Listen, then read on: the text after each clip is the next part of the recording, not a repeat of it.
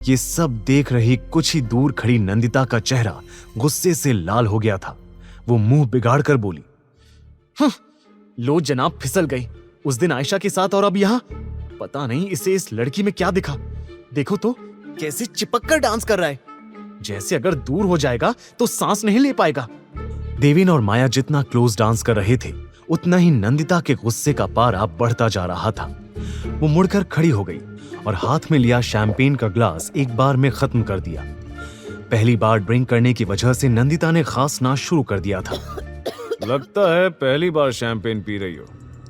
अपने पीछे से आई आवाज सुनते ही नंदिता की आंखें शौक से बड़ी हो गई, क्योंकि वो जानी पहचानी आवाज शरद की थी। मास्क में होने की वजह से शरद नंदिता को पहचान नहीं पा रहा था। शरद नशे की हालत में उसके करीब आने लगा।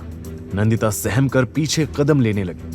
अरे डर क्यों रही हो बेबी, चलो ना, आई प्रॉमिस मेरे साथ तुम्हें बहुत मजा आएगा, जो आज तक नहीं आया होगा।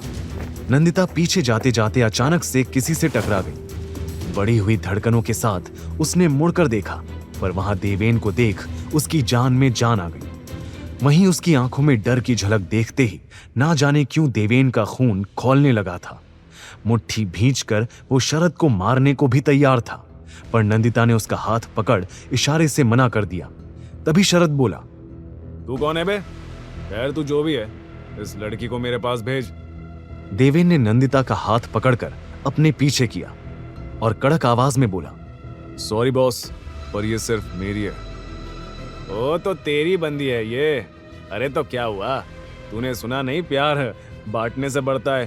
तो देवेन उसे पंच मारने के लिए आगे बढ़ने वाला था, पर तभी माया वहां आ गई। उसने शरद को रोकते हुए कहा, अरे शरद बेबी, तुम यहाँ हो और मैं तुम्हें पूरी पार्टी में ढूंढ रही थी। Come on, let's have a drink ना, कम ऑन बेबी। माया की रिवीलिंग ड्रेस देखकर शरद सब कुछ भूल गया और माया के साथ चला गया। नंदिता चैन की सांस भर रही थी। तभी देवेन भड़क उठा, समझ नहीं आता, तुम जहां होती हो वहां मुसीबत क्यों खड़ी हो जाती है? अरे अगर शरद करीब आ रहा था तो चिल्ला नहीं सकती थी, भाग नहीं सकती थी? अगर उसने तुम्हें छू भी लिया होता तो अभी उसकी लाश देख रही होती। नंदिता उसकी बात सुन हैरान हो गई।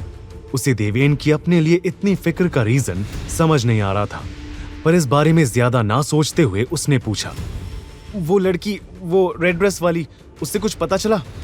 हाँ, माया ने बताया कि इस बंगले के सेकंड फ्लोर पर पहला रूम ही शरद का है। शरद वहां अपनी प्राइवेट पार्टी करता है। जब तक माया शरद को बिजी रख रही है, तब तक हम वहां जाकर अपना काम पूरा कर सकते हैं।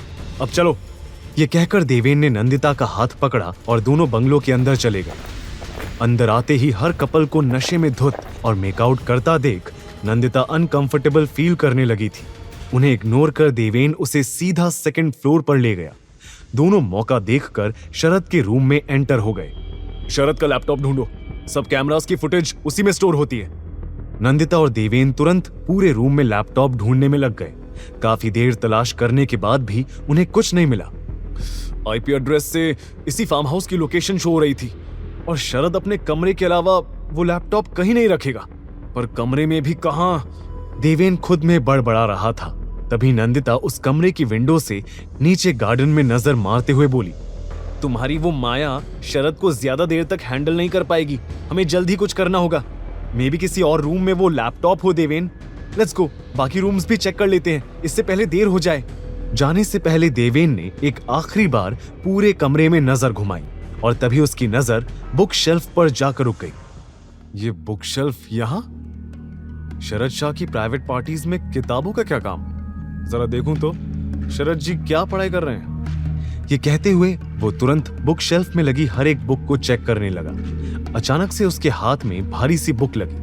देवेन ने उसे चेक किया, पर वो बुक असल में लैपटॉप ही था। नंदिता भी ये देख सरप्राइज्ड हो गई थी। कोई सोच भी सकता है कि बुक जैसा कवर लैपटॉप पर लगाकर उसे यूं बुक्स के बीच छुपाया जा सकता है। कम ऑन देवेन, अब इस पर हैकिंग का जादू करो और वो सब वीडियोस डिलीट। इससे पहले कि नंदिता अपनी बात पूरी कर पाती, फार्म हाउस में पुलिस के सायरन की आवाज गूंजने लगी। पुलिस? देवेन और नंदिता दोनों शॉक्ड हो गए। क्या देवेन अपने प्लान में फेल हो जाएगा? क्या हर बार देर से आने वाली पुलिस ने आज टाइम से पहले आकर देवेन को जीती बाजी में हरा दिया था? आगे की कहानी जानने के लिए देखिए अगला एपिसोड सिर्फ पॉकेट एफएम के यूट्यूब चैनल पर, और हीरोगिरी के सारे एपिसोड्स को सुनने के लिए डिस्क्रिप्शन में दी लिंक से डाउनलोड करें पॉकेट एफएम ऐप।